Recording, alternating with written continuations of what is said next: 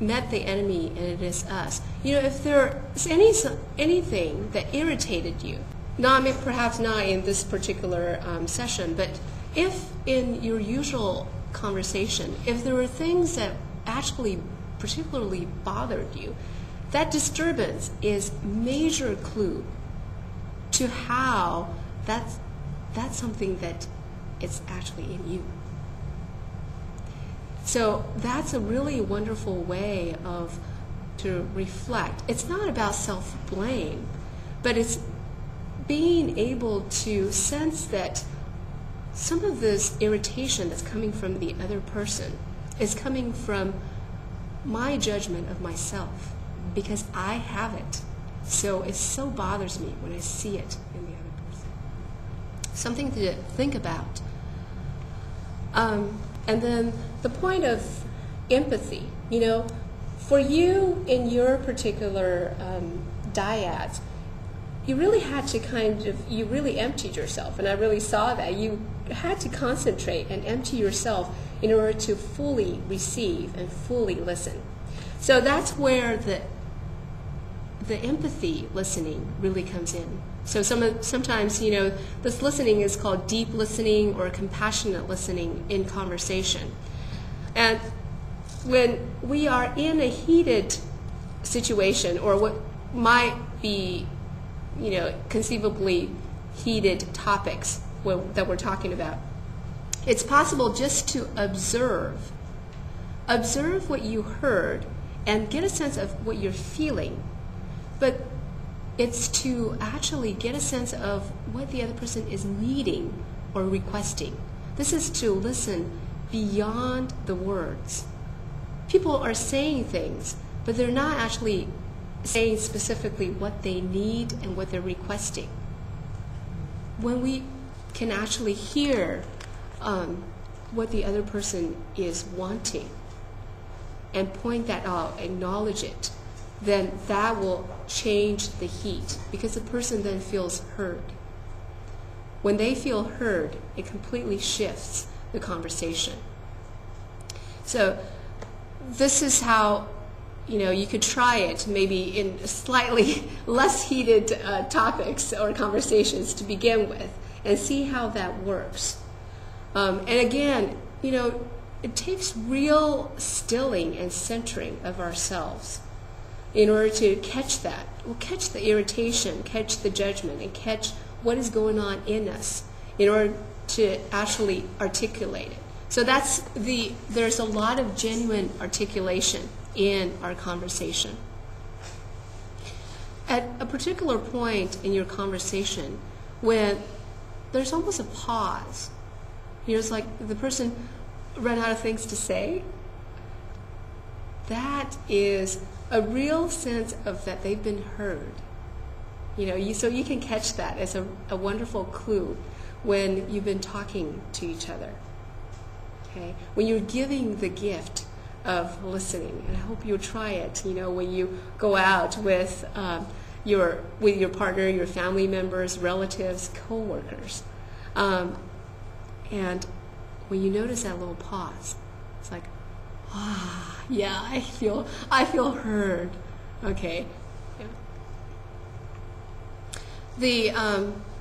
There's a particular book that was written by a doctor in Hawaii, and what he did was that he went into the prisons. He was supposed to do psychotherapy with these patients. What he did, instead of talk therapy, you heard of this, right? This particular book. It's a wonderful book.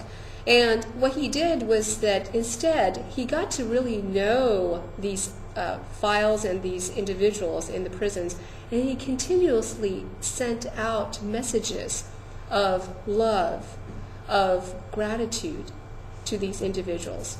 And phenomenally enough, it was documented that in this particular prison, that the cellmates changed as a result. So this is about using the connection between us. I don't know if you've heard the story. This is a Russian story. A Russian grandmother tells her granddaughter that in the sky, way back when, there was a bright, shining crystal ball. And this crystal ball is in a complete glitter of light. But at one particular time in history, this bowl was shattered into pieces. In those pieces are actually in every one of us. Each one of us has a bit of that piece of that shiny bowl in the sky. When those pieces come together, they will form a greater collective consciousness. And those pieces, like the molecules, they spin toward each other. We are all connected at the cellular level and at this metaphorically divine level. You think about the sound of silence that runs through all of us.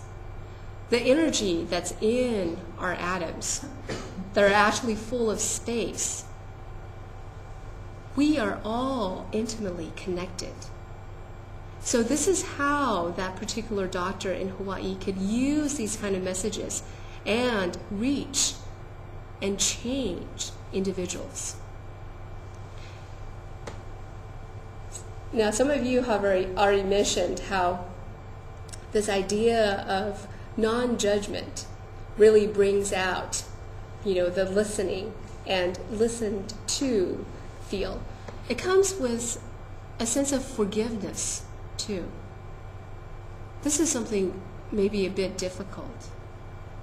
We have to be able to forgive the disturbance that we noticed in others and forgive it in ourselves. That person is so angry. I just see it right in them. Well, you know what? You have to be able to forgive the anger in yourself in order to be non-judgmental with the other person's anger. So this is another piece of it, the forgiveness aspect of it. And just the word forgive, it's forgiving. It's about giving. It's a gift, again, to ourselves and to others. Finally, in just communication with ourselves, with each other, and with the sacred, this real sense of gratitude is key. Without gratitude, you're too busy being tight and, completely bound off to be open to things that might be friendly to you. So I also want to express my gratitude. Thank you for listening to me, to each other, to yourselves. Thank you.